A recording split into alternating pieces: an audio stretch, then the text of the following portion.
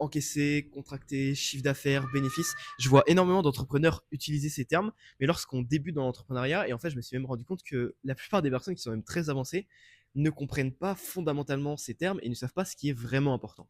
C'est-à-dire que l'argent que tu as encaissé ce mois-ci, on n'en a rien à foutre. L'argent que tu as contracté ce mois-ci, on n'en a rien à foutre. Le chiffre d'affaires que tu as fait ce mois-ci, on n'en a rien à foutre. Et la seule chose qui compte dans un business, c'est les bénéfices que tu fais avec ton entreprise. C'est la seule chose qui est importante. Et la plupart des entrepreneurs sont complètement perdus et ne savent pas en fait faire de la comptabilité, la chose de base d'un entrepreneur. En fait, la différence déjà, c'est quoi?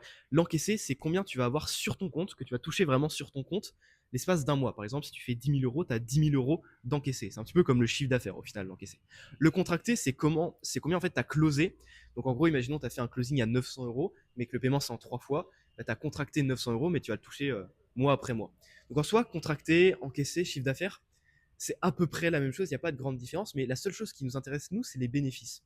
Parce qu'en fait, si ton chiffre d'affaires est de 100 000 euros, que tu as encaissé 100 000 euros, mais qu'en bénéfice, tu es à 10 000 euros, bah, au final, tu as fait 10 000 euros ce mois-ci. Et c'est tout ce qui compte, c'est combien il te reste à la fin du mois, une fois que tu as tout l'argent qui est rentré et tout l'argent qui est sorti.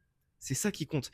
Et la plupart des personnes, surtout sur les réseaux où on a tendance à toujours se mettre en avant, vont parler toujours du chiffre d'affaires qu'ils font, de l'encaissement qu'ils font, mais personne va te faire des vidéos YouTube où ils ont marqué j'ai eu 200 000 euros de bénéfices ce mois-ci. Personne. Tu peux aller chercher les vidéos YouTube, tout le monde va te parler d'encaisser, de chiffre d'affaires, de contracter. Personne va te parler des bénéfices. Simplement parce que généralement, les bénéfices sont très faibles. Lorsqu'on enlève tous les frais au niveau des équipes, lorsqu'on enlève les impôts, lorsqu'on enlève les sites aux abonnements, etc., les dépenses personnelles, etc., au final, les bénéfices, la plupart du temps, vont être très, très, très, très faibles pour la plupart des entrepreneurs.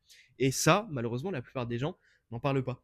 Donc, si tu veux en fait, faire des vrais bénéfices et faire vraiment de l'argent que tu peux mettre de côté avec ton business, ce qu'il te faut, c'est toi devenir bon et dépenser le moins possible ton argent dans une équipe qui va tout faire à ta place, qui va te coûter extrêmement cher, dans des publicités, dans tous ces trucs qui servent à rien, qui te font dépenser plein d'argent et te focaliser toi sur être extrêmement bon, par exemple, dans la vente, faire les choses d'abord tout seul, faire 10, 20 000 euros tout seul, tu n'as pas besoin d'équipe pour faire ces chiffres-là.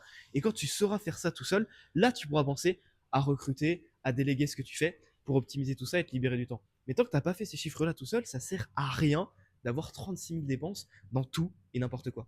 D'ailleurs, si tu veux scaler ton coaching de KCNX, tu peux envoyer KCNX Master en message privé. Je t'expliquerai précisément comment j'ai fait 10 à 20 000 euros de bénéfices par mois. C'est vraiment de l'argent que je mettais de côté. Je faisais plus en termes de chiffre d'affaires.